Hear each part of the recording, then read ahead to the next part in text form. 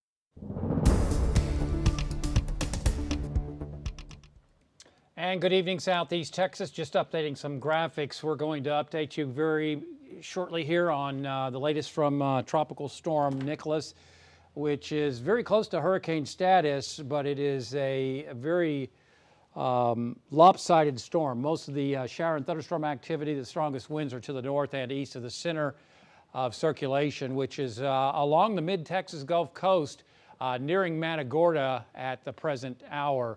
Right now, this is what we're thinking. The potential later tonight, really after midnight, that we should start to see the potential for tropical storm force wind gusts over the southern half of our viewing area. What does that mean? Well, 39-mile-per-hour wind gusts, maybe some 40s, 45 possibly, and through certainly into Chambers and also towards Liberty County, and also possibly into Hardin, Jefferson, and Orange counties where there are tropical storm warnings in effect. I think that will continue and persist right on through the first half of the day. Hopefully, this doesn't extend past noontime. It's certainly possible, greatly dependent upon the speed of the system. But right now, we're following very closely the track of the National Hurricane Center. So again, tropical storm conditions are expected certainly for the first half of the day. That may go on into the afternoon. But right now, unless the structure of the storm gets better organized with it making landfall over the next few hours, I don't think that's going to be an issue. And by, say, maybe Tuesday night into Wednesday morning early, most of the rain may be well off towards our east. So far, rainfall amounts have not been all that impressive, and that's some great news. It's mainly light rain, as you can see, not much in the way of green falling right now, as the heaviest activity is off towards our south and west. As you can see, the storm is close to the making landfall. Matagorda is right about there, and it's still moving north-northeast at 12 miles an hour. So get some tropical storm winds of 70 miles per hour, some gusts around hurricane force along the mid-Texas Gulf Coast. But again, look how lopsided this storm is. There is nothing to the south, southwest, and west and northwest of the center of circulation. Certainly this could change, but looking at this structure, it's a very lopsided storm to the north and east of the center of circulation as this makes landfall. Closer inspection shows that the center of circulation is somewhere in this vicinity. Here is Matagorda, where it's probably going to make landfall. And again, just half a storm the way it's looking, as there is nothing to its southwest. It's all to the north and east of the center of circulation. Taking a look at some of the wind gusts, as you can see, it's mostly to the east and around the center core. Winds at Palacios is at Palacios, I get it out right, around 40 miles per hour. These are wind gusts, and over towards Bay City, right around 39, tropical storm force wind gusts there. So I don't see anything hurricane force wind gusts at this present time, but over towards Corpus Christi, winds are gusting at 17. It's calm at Galveston, east-northeast at Beaumont, Port Arthur, and at Houston Intercontinental, they've got easterly winds at 11. A lot of the buoys not showing up, but again, you can see it's not far from making landfall on this particular graphic. Otherwise, hurricane warnings, or watches I should say, are in effect from southwest of Galveston, Aransas Pass to southwest of Galveston, and it is expected to move over southeast Texas. We're within the cone of uncertainty by 1 a.m. Wednesday morning. But because of the structure right now, provided that doesn't significantly change, again, most of the rain is off to the north and east of the center of circulation. So the rains may be ending Tuesday night into Wednesday morning, with most of it off towards the east.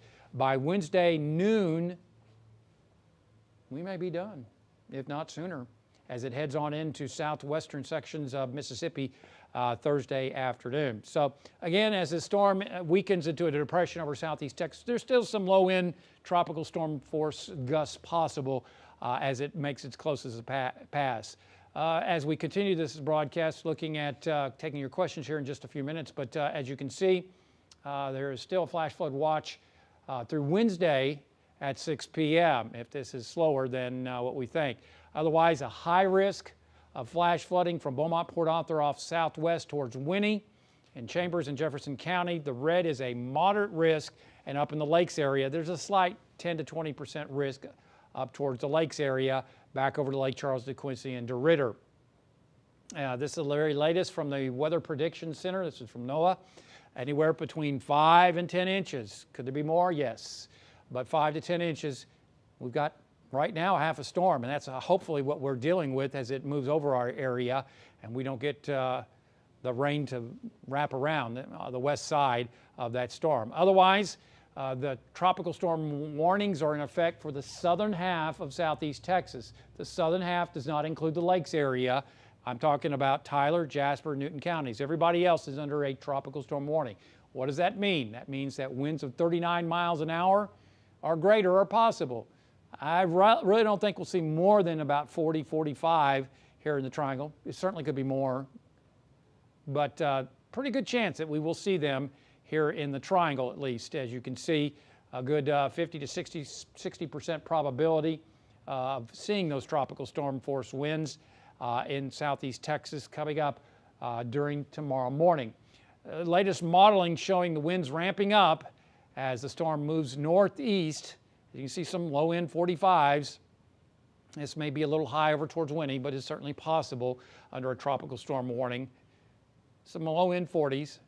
And then as we continue, if this model is correct and the storm acts like it is modeled, then by Tuesday 7 p.m., you're looking at 15 to 25 mile per hour wind gusts, not sustained, wind gusts. As far as storm surge warnings, looking at Jefferson and Chambers County under a storm surge warning. And over towards West Cameron Parish, there's storm surge watch. Looking at 2 to 4 foot storm surges right along western sections of Cameron, coastal Jefferson, and Chambers County. In and around Sabine Lake, 1 to 3 foot storm surge. The white area is the levee protection system around Port Arthur. Okay, The good news out of this is that, yes, there will be a storm surge and water will be higher. As you can see, there's the 1 to 3 foot, but it's probably going to be about 2 to 4 foot, is that there's no low tide through tomorrow, which is some excellent news. So hopefully we get some north winds on, say, Tuesday night into Wednesday and help force that water out. The big issue with storm surge is that it acts like a barrier or dam. So if you got heavy rainfall falling over southeast Texas, it's tough to push the water out into the Gulf of Mexico. The bayous don't drain because the water is already high because of that storm surge and the southeasterly or southerly winds off the Gulf of Mexico. So hopefully we can get this moved on off towards the east as we head towards tomorrow night and into our east, and that it doesn't stick around over any one section. So tonight we do expect the rains to ramp up later tonight, and I again think around 3, 4, right on into the morning hours, through the first half of the day. Certainly that's when we could see the heaviest winds or the heaviest rainfall and the strongest winds across southeast Texas. Notice how the storm weakens as far as the afternoon hours, and most of the activity is moderate rainfall. So hopefully this works out just as we think. As far as our forecast, we're going to get rain, some wind gusts to tropical storm force winds, and that's going to be the case coming up tomorrow. So a red bar day tomorrow is what we expect, and if this storm acts like what we think, then we may not see any rain coming up Wednesday. That's a possibility. And if it doesn't happen Wednesday, then it looks dry to me coming up on Thursday with sun. And we're back to scattered showers and thunderstorms. All right, that's the very latest that I have as far as Tropical Storm Nicholas. Nicholas is certainly moving close to land right now with winds of, 70 miles an hour. And it is expected to move along the coastline, make a landfall coming up over the next few hours, pretty close to Matagorda actually, and then begin turning towards the north and east the way everything is forecast. All right, Jacob, do we have any questions? I got a couple here. Very first one, several people asking, as with every time, what makes this different from something like Harvey? The upper level pattern. The upper level pattern is nothing like Harvey. There's high pressure off to the east of the storm, and the flow around it. It will guide itself around the outer periphery of the storm and off to the east. Harvey, there's high pressure to the east of it, high pressure to the west, a trough of low pressure over North Texas, and that produced a stalling mechanism. I don't see that this time. All right. Let's see. We had another one asking about rain going through Friday and Saturday because they were concerned about saturation levels. I don't think so. I think, let me get back to the, let's go to the graphic on. The first thing is that, notice, if we divide this up, the storm into quadrants, it's the northeast side is where the heaviest winds or the heaviest rain and the strongest winds are. Yeah, you got some banding there on the southeast side, but it's pretty devoid of precipitation. Nothing in the southwest and western half of the storm. So wherever the storm is, the low is, it's mainly off to the east. So if that low is right over Beaumont and this structure does not change, then it's over into southwest Louisiana, you're done. So the rain that we have in the forecast Friday and Saturday will be will not be directly related to this storm. And by Friday, it will have been well off to our east. So that is not going to be the case.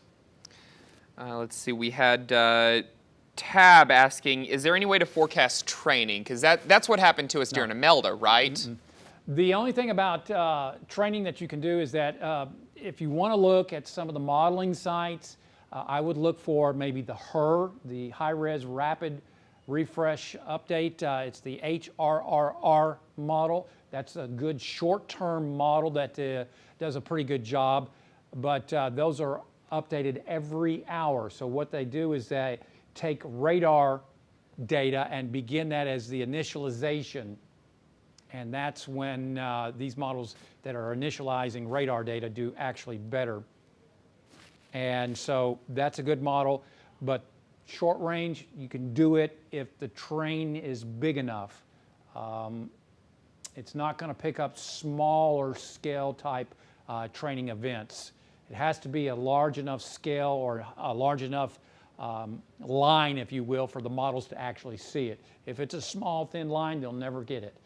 It's just the nature of modeling at this point and the computing power that it takes to produce these models. So the answer to your question that you probably didn't want to know all that is that it's difficult, it's possible, not all the time, but I would take a look at, if you could find it on some of these sites, is the HRRR model. The ARW is a good one. Those are high-res models. Euro and the GFS will not pick up training unless it's a large feature, a very big feature. But those smaller scale, what you want to do is you want to look for modeling that has like 3 kilometer, not something like 9 or 25 kilometer, because it will not pick up that kind of small scale training event. Okay? Next question. I got a couple people asking about chances of tornadoes. Possible. They may issue some tornado watches here. I haven't seen that yet as far as any tornado watches. Let me check that to be sure. But anytime you have a landfalling system, there is always the potential, because of the rotational energy in the atmosphere, for tornadoes to spin up. But you are correct, yes. Other questions? We have one more quick question asking if you'll be on in the early morning, but we'll have Jeff on in the morning, correct? Correct. And you'll be back on starting around noonish Noontime, tomorrow. Yeah, we're on 12-hour shifts right now. There is a slight risk of severe weather through tonight. Let me see. I'm looking at the Storm Protection Center as far as the day 1 outlook. There is a 5% chance, roughly from Sabine Pass along the coastal bend, upper and middle Texas Gulf Coast. So from Matagorda Bay up towards maybe Sabine Pass, there's a 5% chance of tornadoes from what I'm seeing right now. Slight risk of severe weather. Other questions? Let's see, we had one more asking, what are the current water temperatures, and also how wide is this storm? Well, let's see.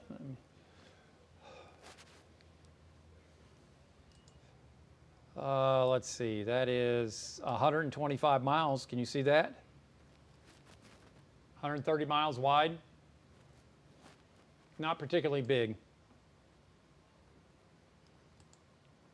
Other questions? Water temperatures. Haven't looked at that. Let me see if I can drag this in. Let's see. I don't have water temperatures per se, but I do have a map that shows the anomalies. It shows how, see if I can find it. It's how much above or below the norm as far as water temperatures are, and I still believe that they are above normal in the Gulf of Mexico. I don't see that at quick glance as far as my graphics. I apologize. I'm looking at, for a particular model or a particular graphic, and I don't see it. Anyway, other questions, Jacob? A lot of repeat questions, so I think we just need to go back to the top real quick and start fresh for some late joiners. Oh, there it is. Okay, I found my graphic. There was somebody asking about sea surface temperatures. Yes. Let's see. They're above normal. They're certainly warmer than normal in the northwestern Gulf of Mexico. But you could see also what Ida did. It cooled things down a bit in the central Gulf of Mexico. So yeah, water temperatures are above normal for this time of year. So let me start over again, and we'll take it from the top. But at 7 p.m., this is the latest advisory from the National Hurricane Center that we'll get to in just a second. But first off, let's start with the forecast. Tropical storm warnings are in are in effect for the southern half of our viewing area. So that means Jefferson County, Chambers County, Hardin County, Orange County, Liberty County, I think that's it, could see tropical storm force winds, maybe low-end tropical storm force winds. I think that we ought to start seeing those potentially after about 3 a.m., and they could last through probably the first half of the day, maybe a little longer. And as you can see,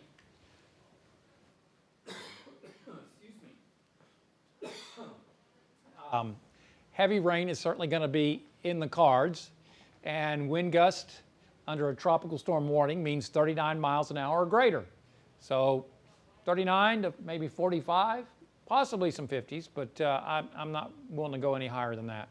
It's going to be a depression by the time it gets here, coming up probably tomorrow night as far as the center of circulation, but I think the winds and the rain are going to be the heaviest well away from the center. And then improvement coming up tomorrow. So finally starting to get some greens and yellows. That means moderate rainfall over towards Galveston, but thus far here in the southern half of southeast Texas, it's just light blue, so that's light rain over us for the most part. And as you can see, definite circulation. Winds are at 70 miles an hour, gusting to hurricane force. It's about 35 miles south of Matagorda, and that is Matagorda right there. You can see Matagorda Bay, and right there, there is Matagorda near Palacios. And the thing else that is very interesting is that it almost looks like it's going east rather than northeast. But it is moving northeast at north-northeast at 12 miles an hour.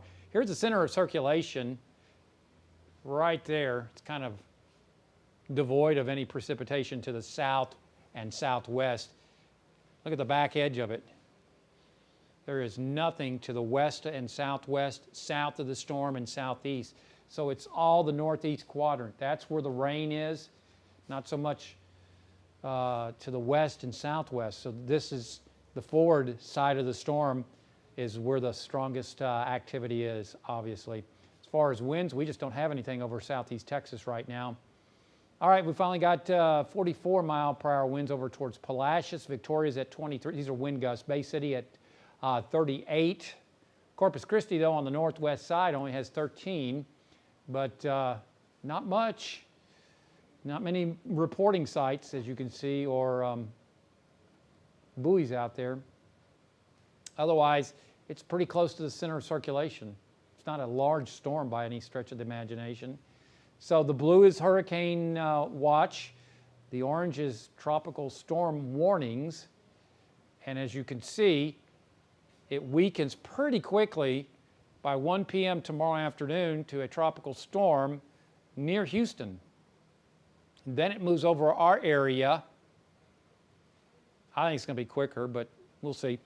By 1 a.m., that low, remember, as you saw on radar, the rains were off to the north and east. So it may be by 1 a.m., that's tomorrow night, Wednesday morning at 1 a.m., most of the rain may be up towards the lakes area and over towards southwest Louisiana as that low goes by. So we may wake up to a dry day coming up on Wednesday.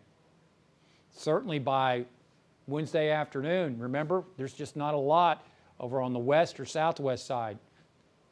Right now, that could certainly change, but that's the way it looks right now. As you can see, it also is moving.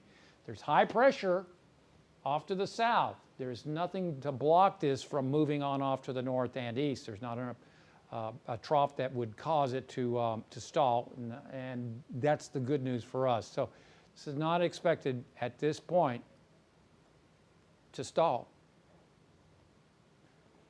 No changes as far as the potential for rainfall. I think this is going to be the biggest issue. And 5 to 10 inches, I think we can do that. Could there be more? Like I said, yes, there is a high risk of flash flooding. It just, does it come down too heavy, too fast to where it causes street flooding? I think we're going to see some street flooding. Could there be power outages? Sure. I don't think it's going to be widespread. But this is NOAA's Weather Prediction Center, 5 to 10 inches. Could it be more? Yes. How much more? Maybe some 15s, but I think it's going to be isolated. I think we can handle that. Any other questions? Any likelihood that it'll move more east instead Sure. of north-northeast? Absolutely. That's been the trend all along. I made a post, 2 days ago showing the steering, and that if it's going to do anything, it's going to go more east, and that's what has materialized. So trying to figure out, is it going to go to the lakes area? Is it going to go down drive down I-10, or will it be a coastal hugger? That's all still in the realm of possibility. Nothing has changed as far as the uncertainty as far as that goes. But at least as you saw, let's see, let me go back to that graphic.